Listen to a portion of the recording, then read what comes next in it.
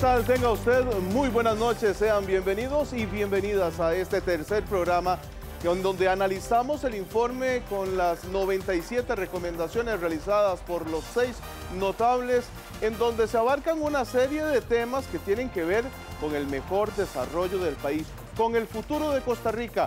Eso es lo que estamos analizando durante esta semana, aquí por Canal 13, toda esta semana a partir de las 8 de la noche. Durante algún tiempo, durante más bien mucho tiempo, la mayoría de los costarricenses piden un poder judicial que sea más expedito, donde la justicia sea realmente pronta y cumplida, los procesos judiciales sean más rápidos y además se está hablando en los últimos días acerca de una reforma incluso a la Sala Constitucional. De todo eso y más hablamos en este programa, en donde tenemos invitados muy especiales y queremos también que usted esté con nosotros compartiendo sus comentarios, haciendo sus preguntas en los diferentes medios, tanto al Facebook, que aquí lo vemos, búsquenos como Noticias RTN, así como también Sinar Canal 13, deje su comentario, lo vamos a estar leyendo y haciéndole llegar sus consultas y comentarios a nuestros invitados del día de hoy, también a través del Twitter. Pero, ¿cuáles son algunas de esas recomendaciones planteadas por los señores notables? Lo vemos a continuación en este informe realizado por la periodista Julieta Cambronero. El grupo de expertos en su informe indica que son excesivos los asuntos que se someten a la Sala Constitucional, que termina afectando la calidad de la justicia en esta materia. Por ende, en cuanto a la Sala Cuarta, proponen crear tribunales de amparo y habeas corpus. Con ello, el órgano solo se concentraría en materia de constitucionalidad, conflictos entre poderes y en dictar jurisprudencia en derechos y libertades. Ante esto se recomienda crear un recurso de apelación ante la Sala Constitucional. Proponen también eliminar la consulta a la Sala sobre constitucionalidad por parte de los diputados. En materia judicial se recomienda la introducción de la oralidad en todos los procesos judiciales. Pretenden que los jerarcas del Ministerio Público, el OIJ, den informes semestrales ante la Corte Suprema de Justicia. Las investigaciones de estos órganos deberán tener plazos razonables para su conclusión determinados por ley y recomiendan aprobar cambios generales en el Poder Judicial para que los magistrados se ocupen de impartir justicia sin involucrarse en temas de microadministración. Laura Chinchilla ha indicado que la Sala Cuarta es parte de las áreas de interés para plantear un cambio. De lo que hablamos, insistimos, durante toda esta semana, desde los cambios que necesita nuestro país, de los cambios que tanto piden los costarricenses en las diferentes instancias. Pero vamos de inmediato a conocer a los invitados de esta noche, quienes muy amablemente pues, nos han aceptado la invitación de estar con nosotros. Don Francisco Antonio Pacheco, coordinador de la Comisión de Notables. Muy buenas noches, don Francisco Antonio. Buenas noches.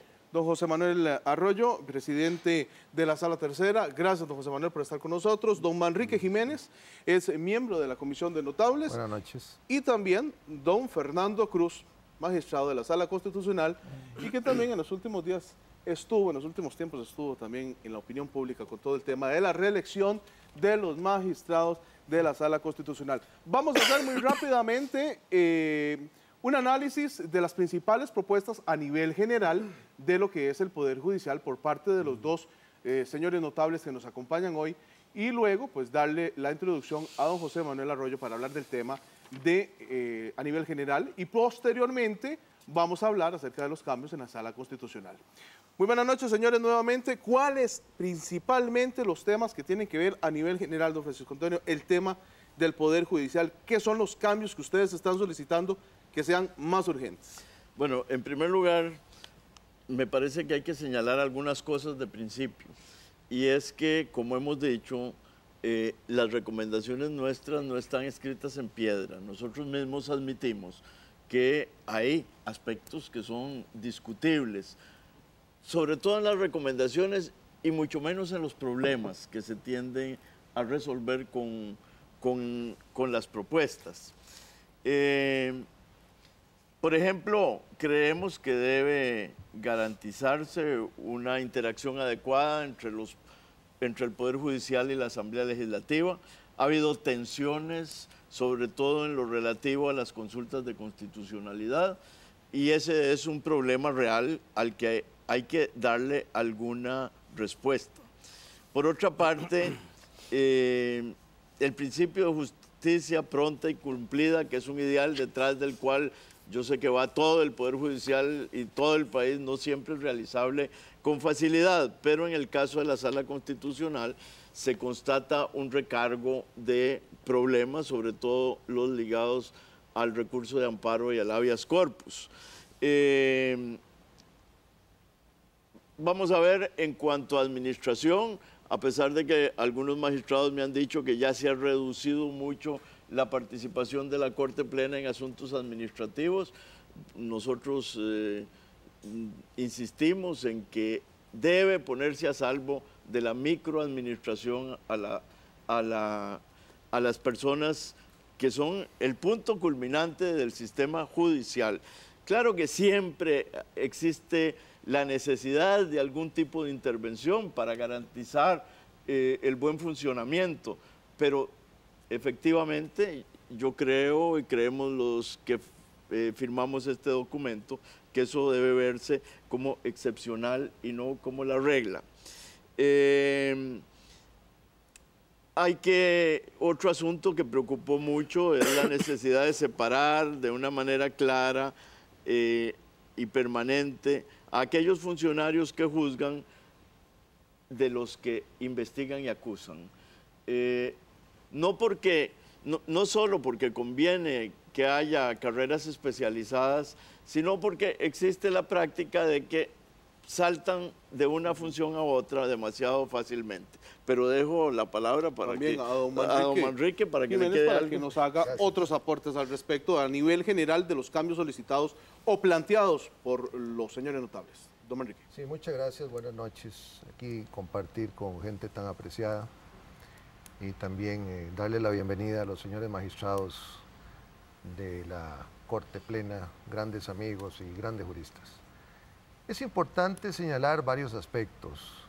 En primer lugar, recibimos en su momento, dentro de todas las sesiones, al señor presidente de la Corte Suprema de Justicia, a don Luis Paulino, quien nos facilitó incluso un preproyecto, que podríamos decir, en cuanto a eventuales reformas constitucionales del Poder Judicial. Hubiéramos querido incluso incorporar ciertas recomendaciones sobre ese proyecto, pero cuando estuvimos en su momento solicitando, digamos así, el proyecto final, pues todavía está en un proceso de discusión y por lo tanto no llegamos a incluirlo. Pero en términos generales hay algunos aspectos que sí quedaron incorporados en el texto. Eso en primer lugar. En segundo lugar, recibimos muchísima información de muchísimos ciudadanos, jueces, abogados litigantes, ciudadanos comunes con muchas preocupaciones en torno a la dinámica penal, que sin ser penalistas, ninguno de los miembros, sí tratamos de rescatar algunas ideas importantes y hacer recomendaciones para una reflexión profunda. Algo lo dijo don Francisco en estos momentos, pero hay que tomar en cuenta aspectos tan importantes como la inexistencia, por ejemplo, de plazos tasados para la hora de hacer las investigaciones, sean procesos ordinarios o complejos, también los problemas en cuanto a la prisión preventiva, los plazos que existen, el problema que también está presente en nuestra sociedad, que no solo es un problema de tipo social, sino también un problema presupuestario con la sobrepoblación penitenciaria, que realmente es catastrófico, digamos, en todo el aparato de la justicia y de la administración también. Por otro lado, estuvimos analizando, como ya se señaló, las potestades de la Corte Plena, que se reduzcan fundamentalmente a aspectos de justicia, de planificación, de políticas generales y que no se pierda el tiempo en tomar medidas estrictamente administrativas, por supuesto sin dejar de lado todo lo que tiene relación con el ejercicio de la fiscalización en términos generales, que también aquí lo ponemos, que por cierto el señor fiscal se manifestó en el sentido de que no es conveniente que el Ministerio Público dé un informe cada 6 meses a la Corte Plena, pero hay que tener claro que en ningún momento se está irrespetando o insinuando irrespetar lo que es el ejercicio técnico de la función judicial. Eso que quede muy claro. Sobre esa línea, obviamente estamos siguiendo los parámetros de la Ley Orgánica del Poder Judicial y lo que nosotros proponemos simplemente es rescatar lo que se llama el principio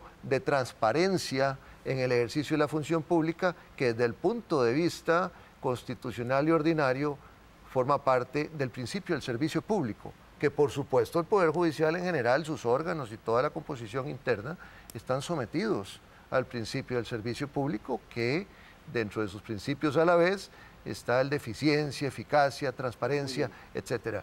Entonces, ¿cuál es la función básicamente de ese informe?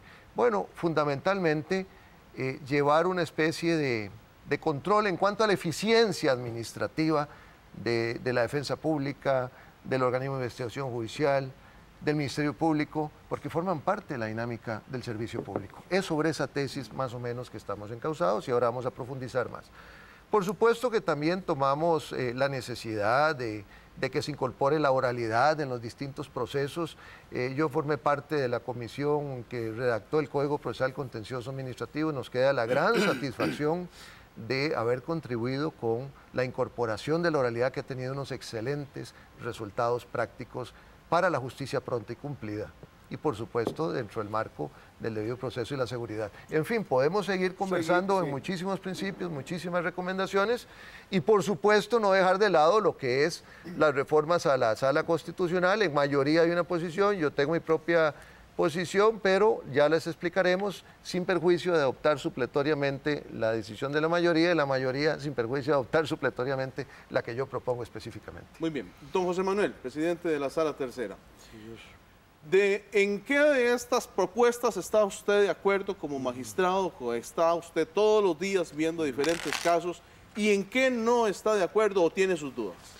Bueno, muy buenas noches y muchas gracias. Yo diría que hay aspectos generales que compartir y que apoyar de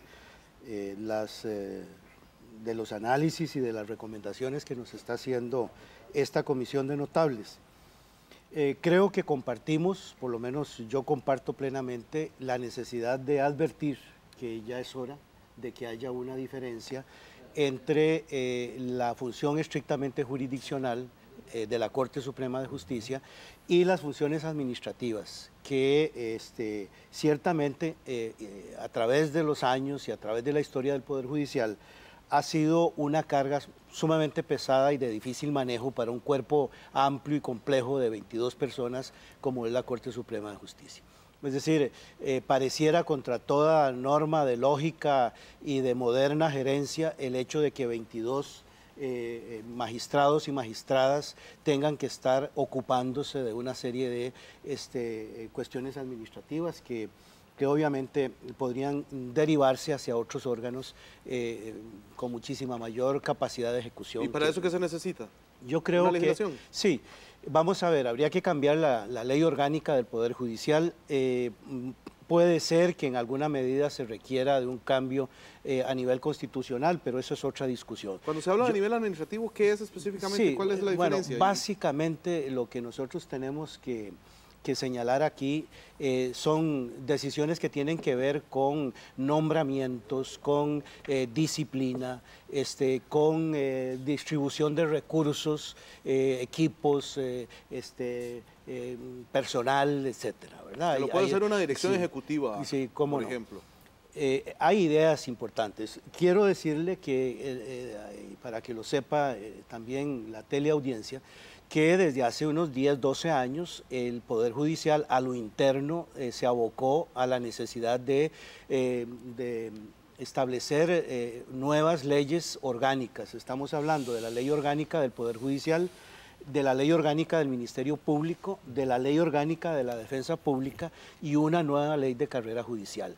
Se supone que en este año vamos a poder nosotros finalmente, después de un largo proceso de discusión, poner a disposición de la Asamblea Legislativa un paquete de reestructuración orgánica del Poder Judicial, donde uno de los ejes que podríamos señalar de mayor importancia es la posibilidad de que la Corte Suprema de Justicia se quede para lo estratégico desde el punto de vista de gobierno del Poder Judicial.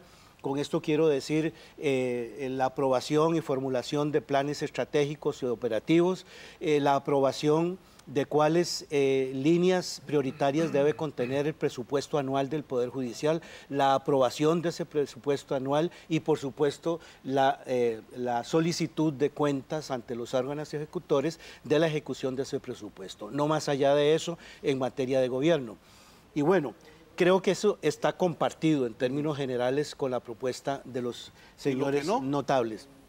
Quiero agregar un par de cosas en que sí, porque me parece importante también compartir con estas recomendaciones que efectivamente es sano, ¿verdad? Es sano que haya roles definidos, jueces, fiscales, defensores. Nosotros tenemos la desventaja de ser un medio pequeño.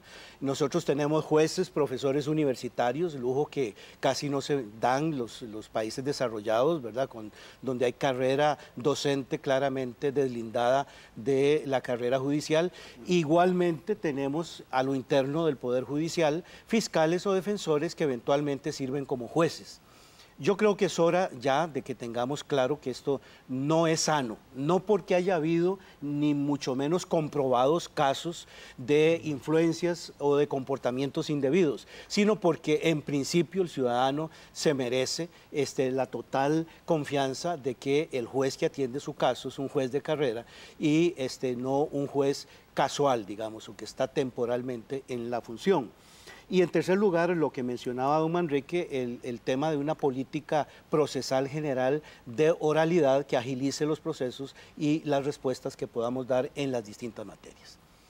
Dicho esto, trato de resumir en lo que tengo dudas con respecto al informe. En primer lugar, me parece que sí es cierto que hay que aclarar, y ahora don Francisco Antonio nos daba una luz a este respecto, pero no lo puedo dejar de mencionar. Entre las cuestiones de principio, esta interacción adecuada entre el Poder Judicial y los otros poderes en orden a la administración de justicia como pronta y cumplida, como servicio público pronto y cumplido, es un asunto que sí hay que aclarar, es decir, que está entendiéndose en los notables por una interacción adecuada, porque se supone que constitucionalmente la función de administrar justicia es una función encomendada exclusivamente al Poder Judicial y, por supuesto, con sus propias reglas y sus propias normas, y más bien el constituyente o el esquema republicano en general procura que no haya contaminaciones entre poderes a la hora de administrar justicia. Dicho lo que dijo don Francisco con respecto a que más bien están atisbando los problemas que ha habido de consultas previas de constitucionalidad en materia de sala constitucional, pues entonces se aclara un poco el panorama de en qué dirección se va. En segundo lugar, a mí me parece, y esto sí creo que sí merece una aclaración un poquito más amplia por parte de los informantes, es en el tema también ya mencionado de la necesidad de plazos razonables para investigar y acusar, la necesidad de plazos razonables para que el Ministerio Público o acuse o pida un sobreseimiento y la necesidad de reducir plazos en materia de lo que ya existe y básicamente relacionado con asuntos de tramitación compleja. ¿Y qué le preocupa? La reducción de plazos, yo creo que la mayoría de los costarricenses estamos pidiendo reducción de plazos. No, sobre el supuesto de que los señores notables están con la mejor buena voluntad y fe procurando una justicia efectiva, pronta y cumplida. Sobre ese supuesto, he de decirles que la criminalidad contemporánea tiene tales grados de complejidad, de dificultad de investigación, etcétera, que muy probablemente una norma que reduzca plazos de investigación, que presione al órgano acusador para definir si acusa o sobresee, puede ser contraproducente, sobre todo en materia de criminalidad organizada y en materia de corrupción pública, porque efectivamente en estas modalidades de criminalidad no convencional, la llamada de cuello blanco o dorada, la cifra dorada de la criminalidad, pues efectivamente ofrece grandes dificultades de investigación, requiere de plazos más laxos para esa investigación y obviamente cuando se trata de buscar prueba en otro continente o en otro país, cuando se trata de proteger o tutelar la integridad de víctimas o testigos, cuando se trata de una serie de realidades con las que se enfrenta la investigación, obviamente poner plazos muy inflexibles puede resultar contraproducente. Una pequeña intervención. A mí me parece que esa materia debería regularse con más cuidado. Lo que resulta a veces inexplicable es que tratándose inclusive de cosas que no son muy complejas, ahí siguen, ¿verdad? Por inercia. Como por ejemplo los juzgados de tránsito. Y hay que pensar en el ciudadano, ¿verdad? Claro. Hay que ver lo que es tener ahí una denuncia bueno, aquí una buena regulación podría distinguir.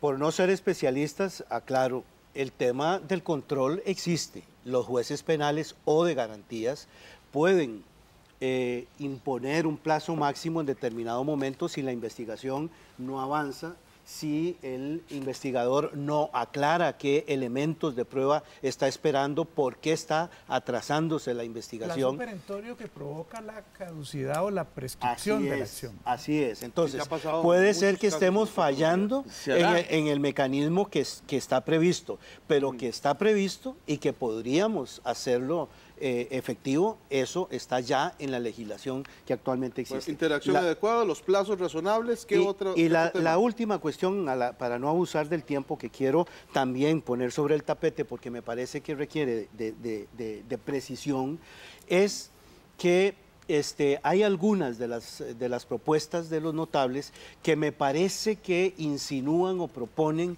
un cierto tutelaje de la Corte Suprema de Justicia sobre los entes auxiliares, llámese Ministerio Público, OIJ y Defensa Pública. Sé de nuevo que la intención es sana en el sentido de ejercer control sobre estos entes. Entiendo por lo que se ha dicho hasta ahora que no se trata en ningún caso de controles sobre la funcionalidad, entendería algo más, sobre la política de persecución penal y sobre la persecución penal en los casos concretos. Muy bien, aclarado esto, sigo entendiendo que una lectura de estas propuestas podrían interpretarse mal, en el sentido de que se está queriendo que la Corte Suprema de Justicia ejerza ciertos controles, es más, se usa el término control, se usa el término vigilancia y se usa otro término parecido que no recupero en este momento, pero que más bien van contra la corriente del desarrollo republicano moderno, democrático moderno, que pretende darle una mayor independencia a la Policía Técnica Judicial, al Ministerio Público, al Servicio de Defensa. Cuando se habla de que debería ¿por qué? Separarse el Ministerio Público. Claro, porque es que los nosotros hemos optado como país por un régimen acusatorio penal.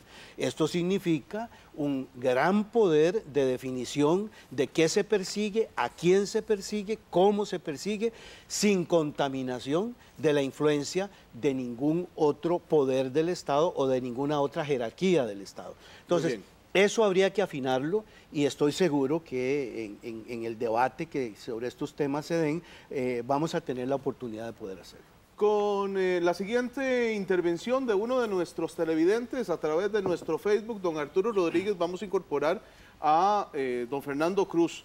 Dice don Arturo, ¿hay alguna recomendación para evitar la intromisión del Poder Ejecutivo o Legislativo en la Corte, en este caso el Poder Judicial? Con el asunto de la reelección del magistrado Cruz se demostró que algunos poderes dentro de la Asamblea, por ejemplo, pueden castigar a los magistrados no alineados. Es importante reforzar la separación e independencia de los poderes. Don Fernando, ¿cuáles son específicamente los temas propuestos por los señores notables que vendrían a mejorar la Sala Constitucional, o los que usted tenga alguna duda o del todo no está de acuerdo? Empecemos por los que no está de acuerdo, si hay alguno. Bueno, con lo que estoy de acuerdo, me parece excelente crear los tribunales de amparo y de habeas corpus, que ya la Sala lo había venido proponiendo desde hace creo que unos 10 o 12 años, quizás más, porque la cantidad de asuntos evidencia la necesidad de que haya tribunales de amparo y de habeas corpus. La otra sugerencia que me parece, digamos que es digna de una valoración, pero que es una sugerencia muy atinada, es el tema de las medidas que toma la presidencia de la sala cuando suspende un acto o suspende la ley. Ha habido ya jurisprudencia, pero se puede afinar todavía más ese tema de los efectos de una acción que no se ha resuelto y queda en suspenso el acto o la ley. Yo creo que no suspender los actos administrativos, es decir, por ejemplo, llevémoslos a casos prácticos para que la gente en la casa lo pueda entender. Sí. La obra de la construcción de una carretera, que se pone un recurso de amparo porque estaba afectando, no sé, una casa o una situación específica. Es decir, cuando se va a la sala cuarta y la sala constitucional lo acoge para su estudio, inmediatamente detiene las obras, por ejemplo. Exacto. Hay una serie de sugerencias que lo que hacen es atenuar el efecto o la decisión de suspender para evitar que la propia actividad de la sala se convierta en un elemento de distorsión para la administración en su desarrollo. Yo creo que eso y así evitarse que los proyectos de interés público sigan avanzando, ¿verdad? Y que algunos actores lo hacen como para detener todos los procesos, ¿verdad? De todas maneras, eso se va a resolver muy bien si se crean los tribunales de amparo y de habeas. Eso va a significar que la Sala Constitucional va a poder resolver mucho más rápidamente ese tipo de acciones, especialmente las acciones de inconstitucionalidad. Esas sugerencias me parecen muy interesantes. La que tengo duda, porque yo creo que esto es un tema de discusión, es que los temas de vicios de inconstitucionalidad por vicios de forma tengan un plazo de 4 años. Yo tengo serias dudas en que eso sea razonable o que sea posible o que sea desde el punto de vista constitucional admisible. Pero bueno, es una propuesta que hay que evaluar. También se suprime la consulta facultativa de los señores diputados que puedan plantearla. Sobre eso me parece que más los diputados son los que tienen que decir si les parece o no. Yo no tengo, digamos, en eso una posición de que esté en desacuerdo con que se suprima. De tal forma que yo creo que, dicho en términos así muy sintéticos, me parece que son pocas las objeciones que yo tendría sobre temas tan puntuales que propone la comisión. Don Manrique. Sí, muchas gracias.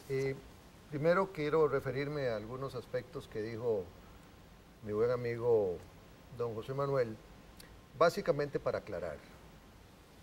Ha habido un clamor general, popular, en el sentido de que es muy importante fijar o determinar plazos máximos, por lo menos, pero sí de manera casuística, previamente señalados, por la seguridad jurídica y por la justicia pronta y cumplida.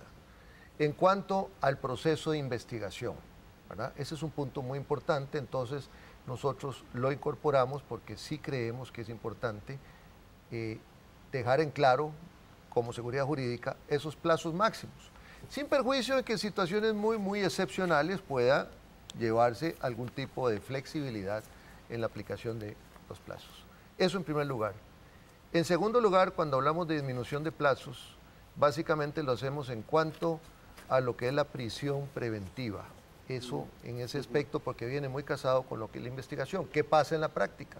Sin ser penalista, pues uno se da cuenta que muchas veces cometen grandísimas injusticias en el sentido de que una persona que está siendo objeto de investigación resulta que no se define si va a haber una causa en un determinado tiempo y sigue la medida cautelar o la prisión preventiva de manera amplia, porque también si es complejo puede llegar hasta 36 meses y ahí va adelante, y nos parece que verdaderamente se ha llegado a situaciones verdaderamente injustas, violatoria incluso de los derechos humanos. Sobre esa línea más o menos es una recomendación o dos recomendaciones que hacemos, dado ese clamor tan amplio que ha habido del pueblo de Costa Rica en ese sentido de que haya una mayor definición y un acortamiento también de plazos, sobre todo que la solución no es la mejor, es decir, de que la gente vaya a parar a la cárcel con una sobrepoblación penitenciaria no es un mecanismo óptimo para un Estado de Derecho o de justicia. ¿Y en el caso de don Fernando, en cuanto a la parte de la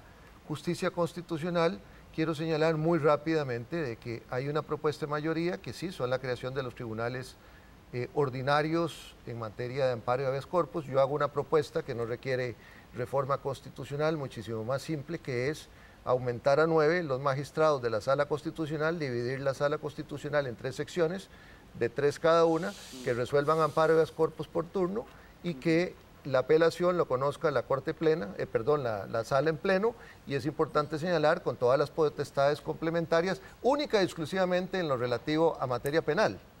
Y para evitar la abundancia, digámoslo así, de apelaciones en caso de unificación de criterio, si es que existe algún choque de jurisprudencia, entonces incorporo una técnica que es el reconocimiento de la legitimación objetiva a ciertos órganos para que lo soliciten de forma directa a lo que es la sala en pleno. Y estos órganos son la Procuraduría, la Defensoría, la Fiscalía y lo que es la Contraloría General de la República en materia de Hacienda Pública.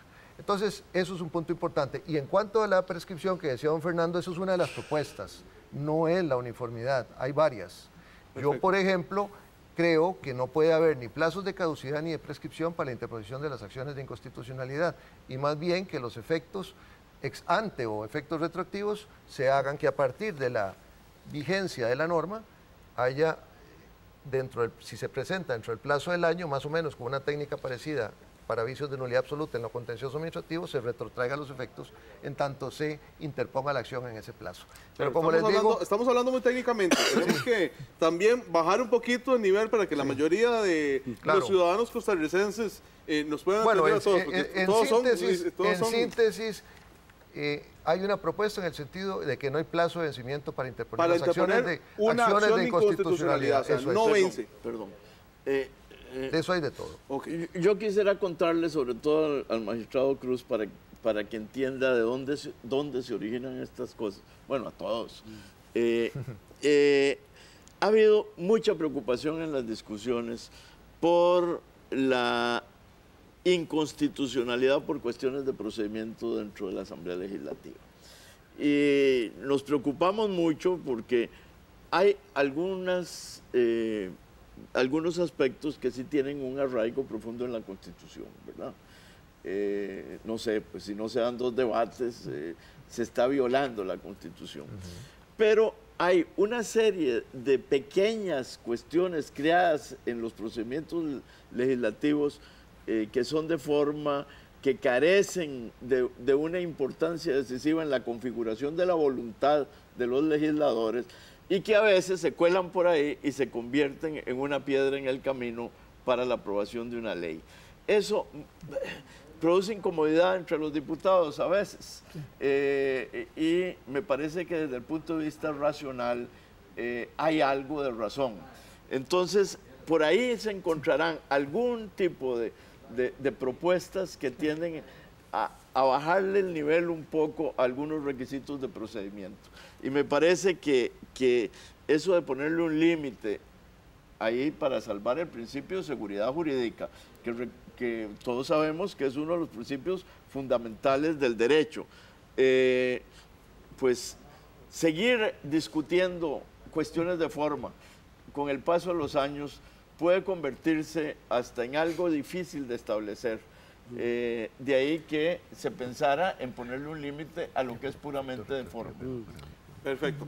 Bueno, vamos a recibir la primera de las llamadas telefónicas del día de hoy. ¿Qué piensan los costarricenses respecto a este tema que estamos tocando, donde analizamos el Poder Judicial? Don Alan nos llama desde Atillo. Adelante, don Alan, buenas noches. Gracias, buenas noches, ¿cómo están? Muy bien. Un saludo para ustedes y, bueno, un tema muy interesante, pero definitivamente hay cosas que sí hay que marcar la pauta. En cuanto a lo que es el Poder Judicial y lo que es el Poder Ejecutivo, obviamente que vemos que no hay una coordinación en muchos aspectos, pero principalmente el Poder Judicial ha dejado de pues tener cierta flexibilidad, más bien ha sido más flexible de la cuenta de lo que nosotros los ciudadanos esperamos. Que por ahí se escucha que para la justicia pronta y cumplida, eso es un deber que hacer ya. Ustedes mismos saben que en este momento nosotros los ciudadanos sentimos que no estamos conformes con la seguridad que tenemos, y principalmente se les está dando a los jueces la potestad de que actúen y que definan y que propiamente pues actúen en el bienestar nuestro. Eso es lo que nosotros no vemos. Hay un tema muy importante, tal vez simplemente para que vean una cosa que ni siquiera han tenido la sencilla, pues la amabilidad más bien y el trasfondo de la seriedad de este asunto, la aportación de armas. Esto es un tema que está libre en este país y eso es algo que hay que regular ya. Entonces, obviamente que si encontramos casos como por ejemplo donde vemos que una persona pasa 80 veces a un circuito judicial ahí, porque lo han detenido por diferentes causas y que anda libre, pues imagínense el criterio que podemos tener nosotros de casos como estos, ¿verdad? Que definitivamente no pueden ya pues, pasar de estas cosas, ¿verdad? Queremos que ya se tomen acciones y que definitivamente pues haya cosas más prontas y más cumplidas, ¿verdad? Perfecto, muchísimas gracias, don Alan. Don José Manuel, le voy a dar la tarea de que usted me ayude con esta pregunta, pero vamos antes a una pausa para precisamente ver lo que les tenemos preparada para la edición de las 9 de la noche, nuestra edición estelar en RTN Noticias. Ana Marta Arce nos trae el resumen. Adelante, Ana Marta.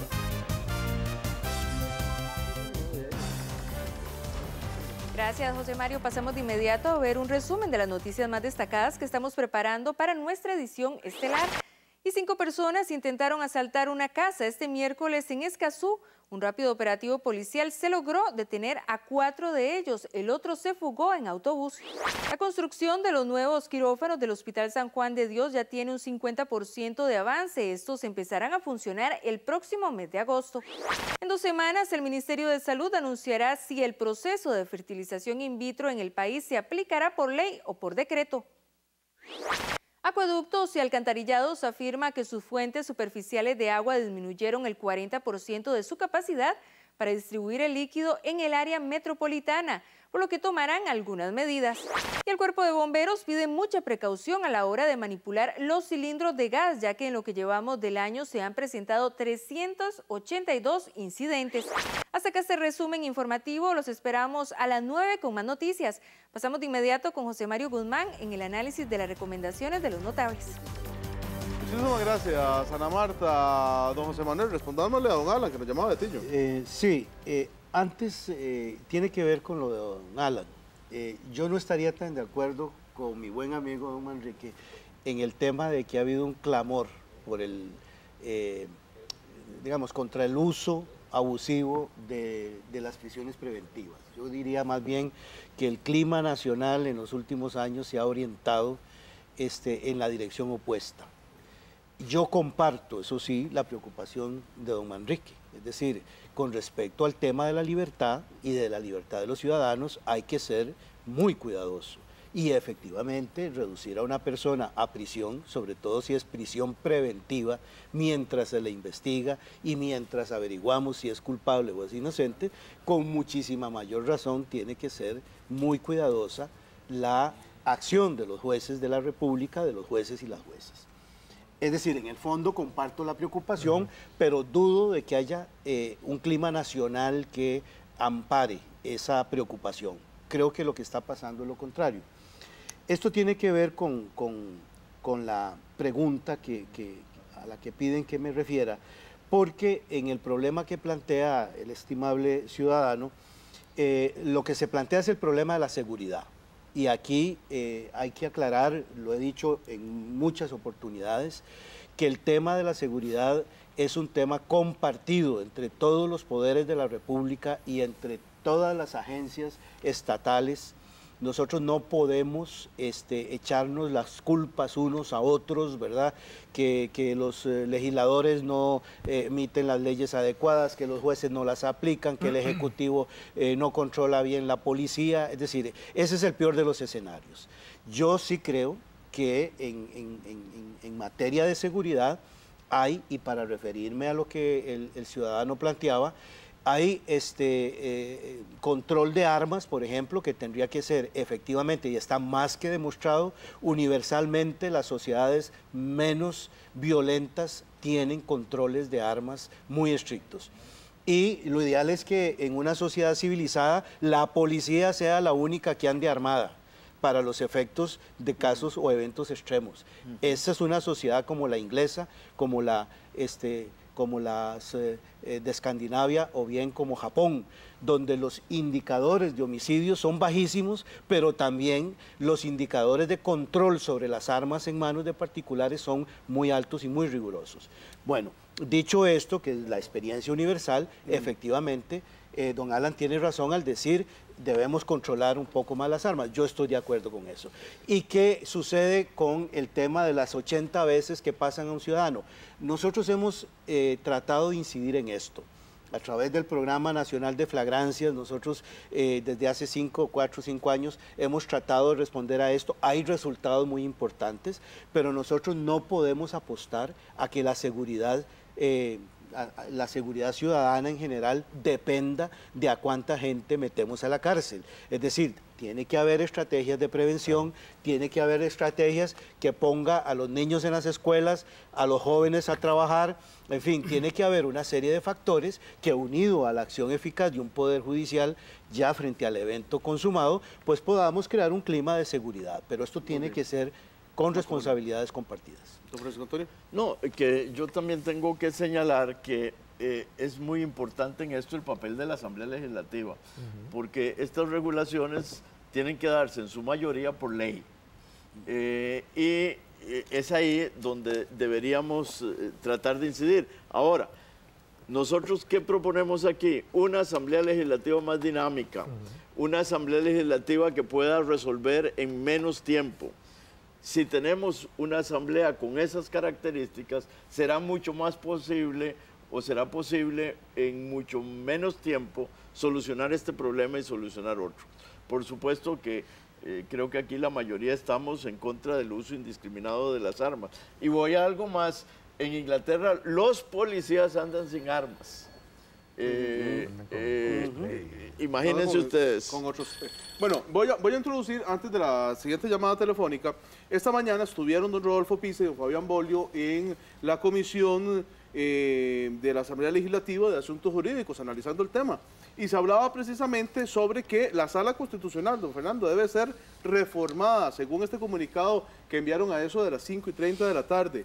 Dice, sobre la intromisión de la Sala Constitucional, dice el comunicado, en el Poder Legislativo, se señaló que se origina porque los magistrados no se limitan a dar fallos sobre lo establecido en la Constitución, sino que incluso hasta en los temas del reglamento legislativo. Yo creo que ahí siempre existe la disconformidad de que hay entre el Poder Legislativo y el Poder Judicial por el tema de la reelección.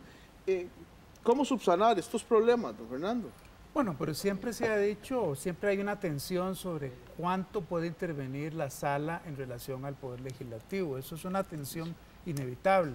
Si es en el tema del reglamento, hay también a veces roces con la inconstitucionalidad por omisión, es decir, cuando el Poder Legislativo ha omitido promulgar una ley. Siempre eso plantea tensiones. Yo lo veo como una cuestión normal e inevitable, y creo que habrá un sector de diputados que están a favor de esa digamos, intervención, entre comillas. Habrá otros que les parece, especialmente si son de gobierno o son de la oposición en algún momento, que les parece inconveniente. Es que yo creo que eso es una tensión que no sé si se va a resolver con la reforma, pero en la reforma es muy interesante, en lo que yo señalé, porque cuando uno dice que los vicios de forma tienen un plazo, eso tiene que ver con el quehacer legislativo. Eso limita la posibilidad de que el quehacer legislativo tenga mayor cantidad, una indeterminación en el tiempo.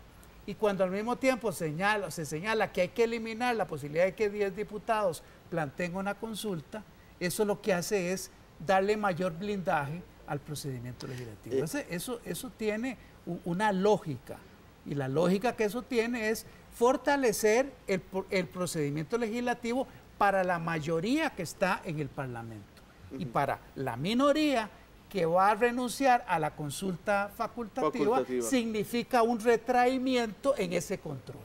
Entonces observen que las reformas vistas, las dos, el tema procedimental Y el tema de eliminar la consulta facultativa tiene la intención de fortalecer la mayoría parlamentaria y darle un mayor blindaje al procedimiento, eliminando un control que puede ser muy discutible en cuanto al procedimiento. Dicho sea de paso, para mí procedimiento no siempre es un tema secundario, porque en el tema procesal hay garantías de fondo muy importantes.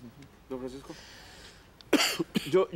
A mí me alegra mucho que hablemos de esto y sobre todo ahora de alguna manera yo me coloco un poco en el punto de vista de los diputados porque he sido diputado. Claro. Y no he sido nunca ni voy a ser magistrado. Ya tendremos, por cierto, a don Edgar Ávila que nos está esperando desde hace algunos minutitos. Y volvemos al asunto de esos recelos que hay en la Asamblea. En primer lugar, cuando la sala le ordena a la Asamblea legislar, e incluso se han dado casos en que dice en qué términos hay que legislar, es natural que el diputado se resienta. Se resienta mentalmente. ¿Por qué? Porque dicen, bueno, es una invasión a mi función fundamental. Es decir, yo soy el que decido, dicen los diputados, si se legisla o no. Porque no legislar puede ser una decisión. Y ese aspecto me parece a mí que quizá hasta con más diálogo entre los poderes o entre la sala y el Poder Legislativo se podría mejorar. El otro es, volvemos al asunto de los procedimientos. Hay dos clases de procedimientos y la gente tiene que entenderlos. Unos se originan en la Constitución misma. Esos me parece que tienen un rango superior. Y cuando la Constitución establece un requisito de forma, ese requisito de forma es de fondo. Y hay otros procedimientos que son creados ahí mismos, a veces sobre la marcha, en un derecho, el derecho parlamentario, que es de una flexibilidad enorme. Ahí yo creo que sí tiene razón la Asamblea de tratar de blindar, como dijo muy bien el magistrado Cruz, y poder decidir con cierta... y aprovechar el procedimiento, porque lo que cuesta aprobar una ley para que luego, por una cuestión de forma secundaria, fracase. Vamos a recibir a don Edgar Ávila, que nos llama de Romo. Será adelante, don Edgar. Muchísimas gracias y primero que nada felicitar a las personas que están en los notables, que dieron un paso que nos da algo de esperanza. Para los que, bueno, yo trabajo en el campo de la ingeniería y de la empresa, y al oírlos a ustedes y a todos los que han estado por tantos años hablando de cómo arreglar esto, se nos para el pelo pensando de qué sería de un avión, qué sería de unas maquinarias si nosotros trabajáramos cómo trabajan las cosas en la disque política y en la Asamblea Legislativa. Los que estamos ahí en este momento ahorita, un grupo de personas que presentamos el proyecto de revocatoria de mandato y estudiando a fondo cómo poner un grano de arena en esta situación, vemos que uno de los problemas gravísimos es el fracaso del partido político como tal. El partido político es un cadáver, no sirve para nada, la gente llega y vota y después se olvidan de todo cuando llegan al poder. Entonces ahorita mucha gente estamos trabajando en un plan B post elecciones. ¿Qué hacer si otra vez nos vuelven a hacer lo mismo? Porque, don Fernando, y todos ustedes se han puesto a pensar cuánto le cuesta al país el Poder Judicial y todo el aparato de justicia, y que en estos momentos tocan la puerta y le ponen a usted una pistola y le dicen salga o pase para adentro, denos todo. Es decir, estamos en un caos. Y yo creo que uno de los problemas más graves que tiene el país, y yo culpo, pero así, yo discrepo con usted, señor, que está en cámaras ahorita, no sé su nombre, de decir que esto es un problema de todos. ¿Usted sabe lo que sería la ingeniería si eso fuera así? Esto es un problema gravísimo de los poderes de justicia de este país. Muchas gracias. Don José Manuel Arroyo, presidente de la Sala Tercera. Señores, don Manrique.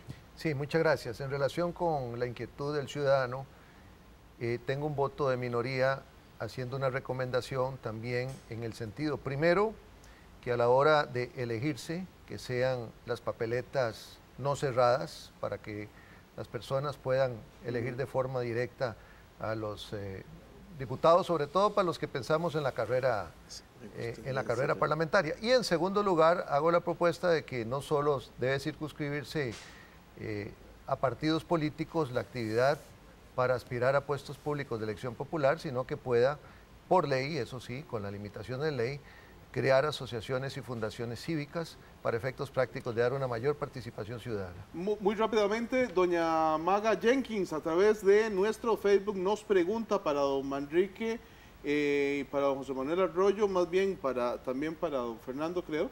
Se pensó en incorporar un sistema de evaluación del desempeño del personal del Poder Judicial y no solamente los despachos. ¿Qué sanciones debería tener un empleado judicial que no hace de manera oportuna su trabajo?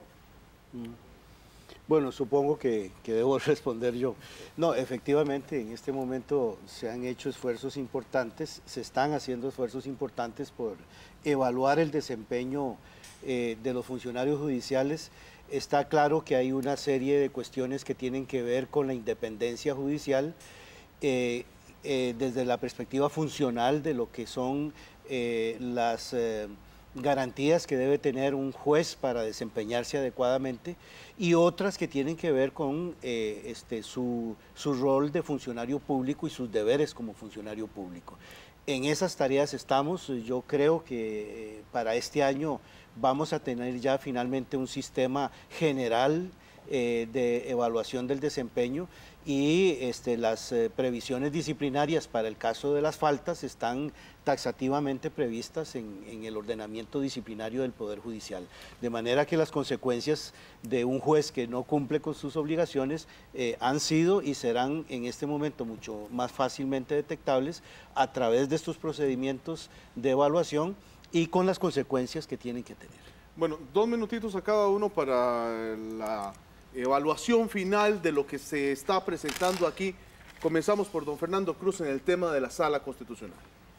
No, pues yo creo que son muy específicas las reformas, y en términos generales me parece que son de discusión para poder encontrar un punto en el que puedan resolverse, cosas que algunas de esas ya la Sala lo ha señalado. Solo quería apuntar que me llama la atención en el tema de los roles de fiscales, defensores y jueces, que no haya una interacción para que haya como un direccionamiento en cada uno en su vocación y en su función. Eso es un tema que yo lo relaciono, que no se podía incluir porque hay muchas cosas que se pueden incluir, pero lo hemos discutido. Es el tema de magistrados suplentes. Las mismas razones que se dan para el tema de fiscales, jueces y defensores en su especificidad son las mismas razones y los mismos peligros, guardando distancias con los magistrados suplentes. ¿Por qué? Porque son personas que litigan y en un momento dado cambian de rol rápidamente y al día siguiente son jueces de la más alta jerarquía. Fíjense qué interesante que toda esa argumentación va en favor de una discusión que hemos tenido en Corte sobre una distorsión en relación a los roles. Muy bien, don Manrique. Sí, me parece importante. Las recomendaciones, como ya se dijo, no están escritas en piedra, realmente son recomendaciones para que haya un debate nacional, pueden mejorarse, pueden afinarse, puedan darse nuevas soluciones por parte de los ciudadanos, pero que hay un clamor, una necesidad de que los ciudadanos se manifiesten y lleven adelante eventuales reformas, ojalá a nivel constitucional si es posible, y a nivel legal, sin caer, creo yo, en un punto muy importante, sin caer en un exceso de legalización, que más bien debemos de velar por un proceso de deslegalización y desreglamentación para efectos prácticos de llevar adelante un Estado más eficiente, un Estado que dé no solo seguridad jurídica, sino también que sea un Estado que le brinde la posibilidad a los ciudadanos de una mayor participación activa en la toma de decisiones en la política en términos amplios, y además dar la posibilidad a personas que vienen a invertir a Costa Rica que vengan con todos los mecanismos ágiles para llevar adelante esas inversiones, darle trabajo a los ciudadanos, trabajo honesto, productivo, etcétera. Y como se señaló aquí, hay ciertas medidas que aquí se recomiendan, como la implementación de la oralidad en los procesos, que agilizan sustancialmente los procesos, me parece sumamente importante. Y además otras recomendaciones que se hacen aquí. Don José Manuel tiene una posición, bueno, yo tengo otra, pero no son posiciones contrapuestas, sino que son totalmente armónicas en función de un poder judicial muchísimo más eficiente y eficaz. Don José Manuel. Sí, bueno, yo tengo que decir que hay que valorar el trabajo que se ha hecho desde la Comisión de Notables. Me alegra encontrar aspectos estratégicos en los que se coincide.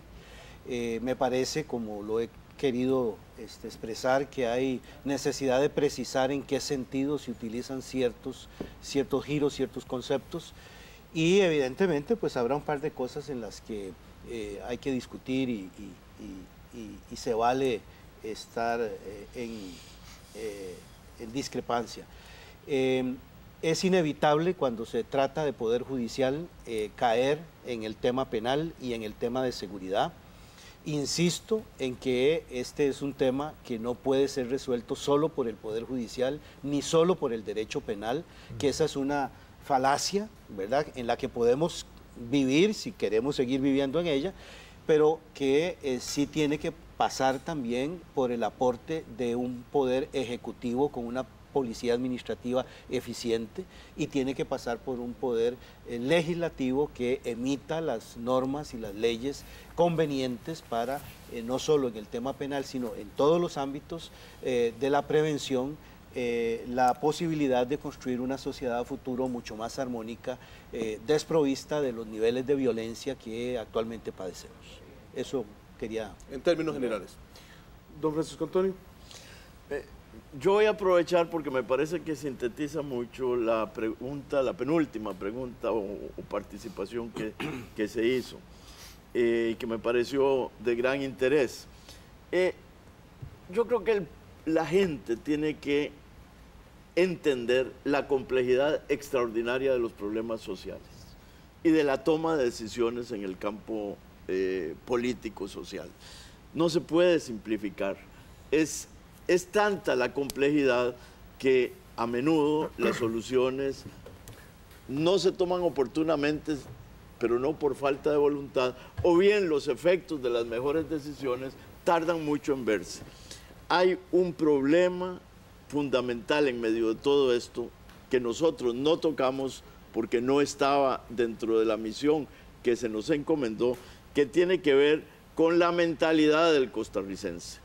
Tiene que ver con la educación que ha venido recibiendo el costarricense. Cuando hay muchas cosas que no funcionan en el país, a menudo se deben a problemas de concepciones, de mentalidad, de actitud y de conocimientos. A nosotros se nos encomendó que trabajáramos el marco institucional, es decir, la estructura que asume el poder en Costa Rica es un problema jurídico-político. Eso no es todo, ciertamente, pero creemos, y por eso estoy seguro de que aceptamos, quienes formábamos parte del grupo de expertos, aceptamos el reto porque creemos que si eso no se mejora, es imposible mejorar muchas otras cosas, sin que eso represente todo lo que hay que hacer en Costa Rica. Pero sí hay algo que es evidente, la gente quiere que cambiemos, que hagamos algo por cambiar este país. Y yo creo que esta es una oportunidad única de presionarnos unos a otros para que haya un cambio pronto, para que se adopten algunas ideas como estas o otras parecidas, pero que se pongan en práctica lo antes posible, porque nos puede coger tarde. Bueno, yo les agradezco a ustedes cuatro por estar con nosotros hoy. Sé que es un tema muy complejo. Yo creo que definitivamente una hora en televisión no nos podría alcanzar ni nos va a alcanzar. Aquí podríamos pasar muchísimas horas. Y de verdad que a todos ustedes muchas gracias. Nosotros mañana vamos a estar hablando sobre el Poder Ejecutivo, sobre también el tema de la tramitología en nuestro país. Así que mañana tenemos mucha más información y muchas más propuestas que analizar de este informe de la Comisión de Notables. Así que ya lo sabe, mañana 8 de la noche tenemos invitados especiales que van a estar discutiendo de un tema. Usted no está de acuerdo con la forma en cómo se están llevando a cabo las cosas en las instituciones públicas, en la tramitología, en la forma y el tiempo que se necesita para llevar a cabo un trámite. Bueno, de eso hablamos mañana, y que también se ocuparon los señores notables en este informe especial.